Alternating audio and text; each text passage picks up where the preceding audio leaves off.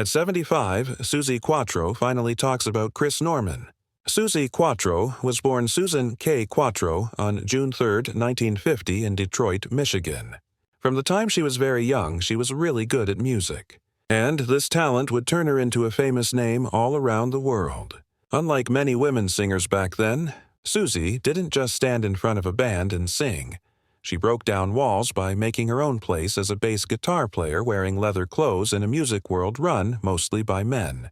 She became a leader in music and culture, and people still look up to her today. Growing up in a family that loved music, Suzi was surrounded by sounds, singing, and creativity from the start. Her father, Art Quatro, played music, and their house was always filled with it. This loving home gave her the courage to find her own voice and her own path in the world of music. By the time she was a teenager, she was already performing in an all-girl rock band with her sisters called the Pleasure Seekers. This band was really special because it was one of the first all-girl rock bands to get noticed when women almost never got the chance to play instruments. Suzi played bass guitar, sang, and had star power even when she was young, showing the special style that would soon make her famous around the world. Her life and music career changed big time in the early 1970s when a famous British music producer named Mickey Most discovered her. He saw something special in Suzi that he thought could make her a star. She moved to the United Kingdom, a brave choice that would become the biggest decision of her career. While many Americans weren't ready to accept women in hard rock music, the UK loved her. In 1973, Suzi became super famous with her huge hit song, Can the Can, a powerful rock song that shot straight to #1 on the UK charts and sold over 2 million copies around the world. The song showed everyone that Suzi was here to stay, and it proved she was a fearless rocker who wasn't scared to own the stage.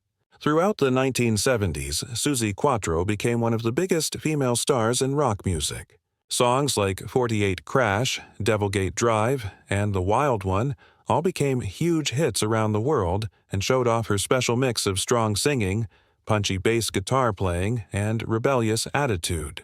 On stage, wearing her famous leather jumpsuit, she showed an image of strength, confidence, and independence that broke the old ideas about women in music. She didn't want to be in the background or just a fun act. Suzi demanded respect as a serious musician, and she earned it. Her presence opened doors for many women who would come after her in rock and punk music, making her a true pioneer. Along with her music career, Suzi also showed she could do many things by trying out acting.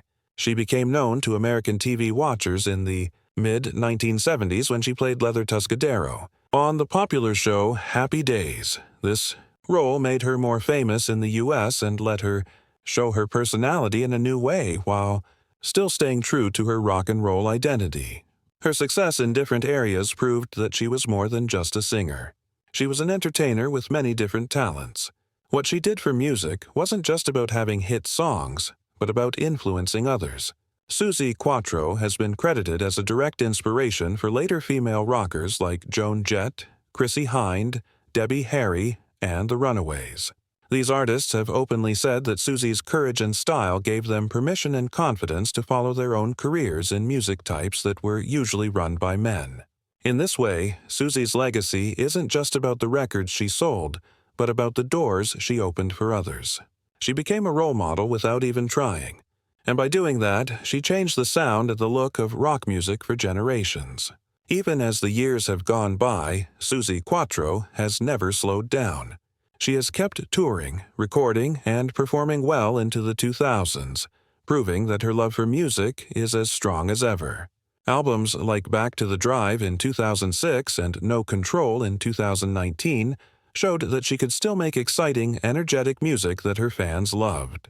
Her stage presence is still electric, and her voice still has the same power and edge that first amazed audiences in the 1970s. In the later parts of her amazing career, Suzi Quatro proved once again that her love for music and her ability to connect with audiences are still as strong as ever. Instead of slowing down, she took on a new way to share her love of rock and roll with listeners across the United Kingdom and beyond.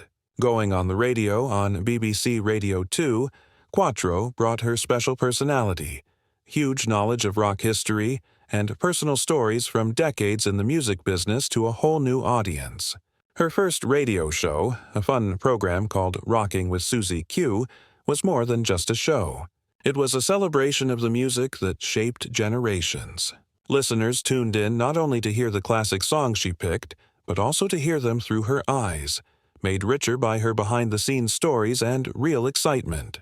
Building on that success, she later started a second program called Wake Up, Little Suzi, which had the same sense of energy and realness while offering a fresh take on her love for rock music.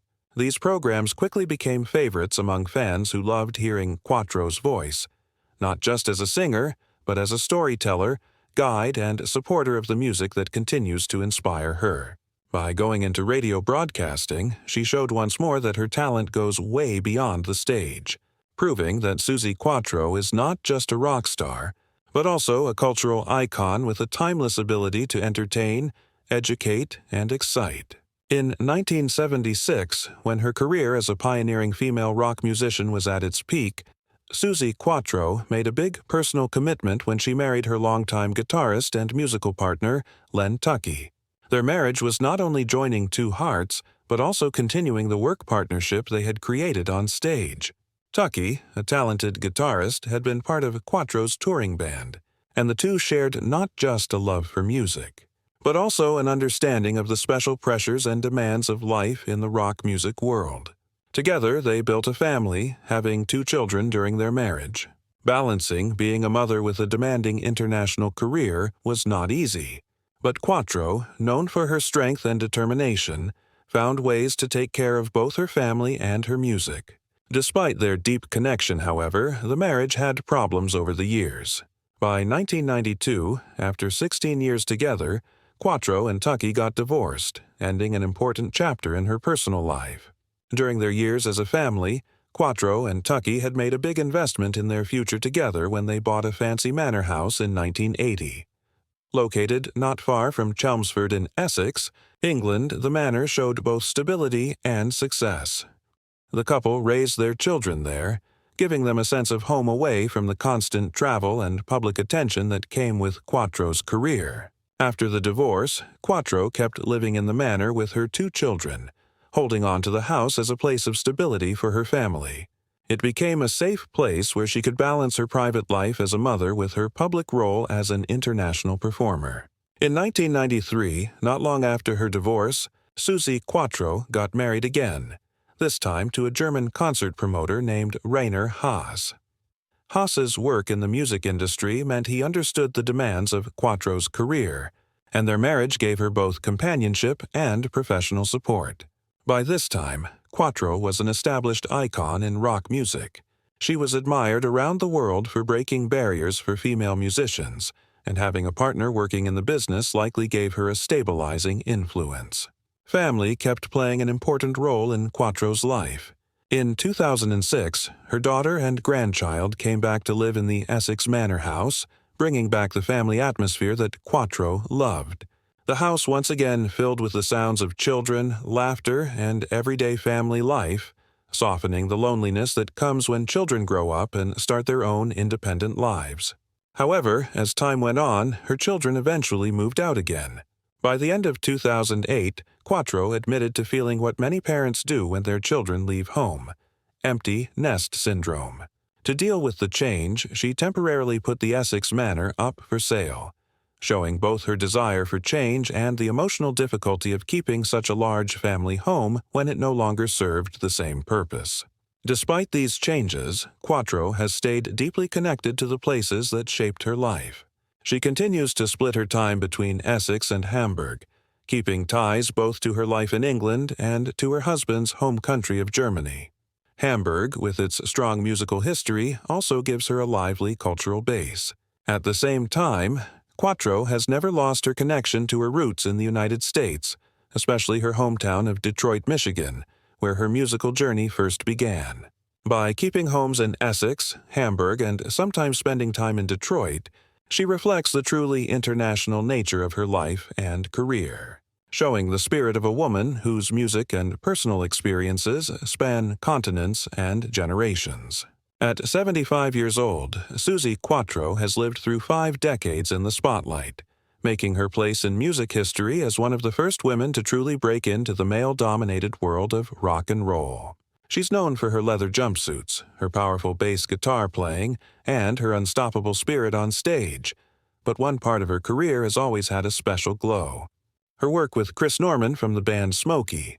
For years, fans have wondered about the bond the two shared during and after the release of their 1978 worldwide hit duet, Stumblin'in.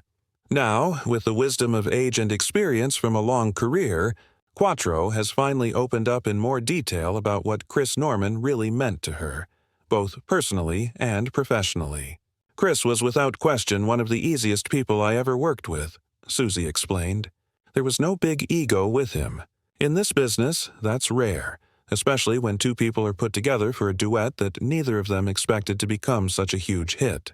From the very first moment we started singing, there was a natural chemistry. It was almost effortless." Back in the late 1970s, Quatro was already well known as a solo star. Norman, meanwhile, was doing great with Smokey, who were known for their special blend of soft rock and folk-inspired pop music. When producer Mike Chapman put the two of them together for Stumblin'in, the result was a surprise even to Quatro herself. "We both thought it would just be another song. Maybe a small hit if we were lucky," she admitted.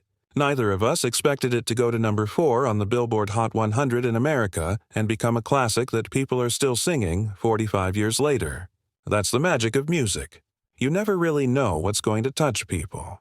For Quatro, the experience was not only about selling records, but also about the connection with Norman as a fellow artist. She describes their time together in the studio as filled with laughter, respect, and a sense of shared adventure. "Chris had this warmth about him," she said. "He wasn't just a great singer, he was a gentleman. He made me feel comfortable right away. I was used to being in control of my own music, but with Chris, it felt natural to share the spotlight. We weren't competing. We were creating something together, and that's why it worked." Fans, of course, have long wondered about whether there was more than just artistic chemistry between Quatro and Norman. Suzi has never denied the deep bond, but she also says that it was a professional and friendly connection built on mutual respect.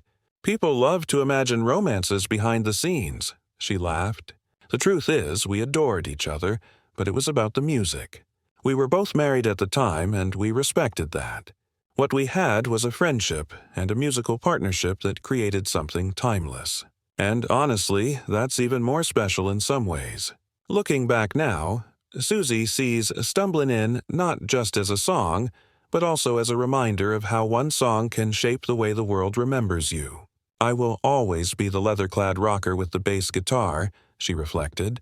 "But for millions of people, I'll also always be the voice on that duet with Chris, and I don't mind that. I'm proud of it. It showed another side of me. Softer, more vulnerable, but still strong. Even today, decades later, Quatro and Norman are still friends, sometimes reconnecting for interviews and anniversary celebrations of their hit. Chris is one of those people you don't forget," she said fondly. "When we see each other now, it's like no time has passed. We slip right back into that easy friendship we had in the studio all those years ago. That's rare, and it's something I treasure." As she thinks about her journey, Quatro believes the duet carries a lasting message that means even more now than it did in 1978. It's about love that's uncertain. About finding your way through something new and exciting, she explained. Everyone, no matter how old they are, can relate to stumbling into love or stumbling into something unexpected that changes your life. That's why the song lasts. At 75, Suzi Quatro continues to tour, record, and inspire new generations of musicians. But when asked to name one of the highlights of her career, she doesn't hesitate to put her collaboration with Chris Norman near the top. "That song was a gift," she concluded, and Chris was part of that gift. "I'll always be grateful for him, for the music we made together, and for the memories that have lasted a lifetime."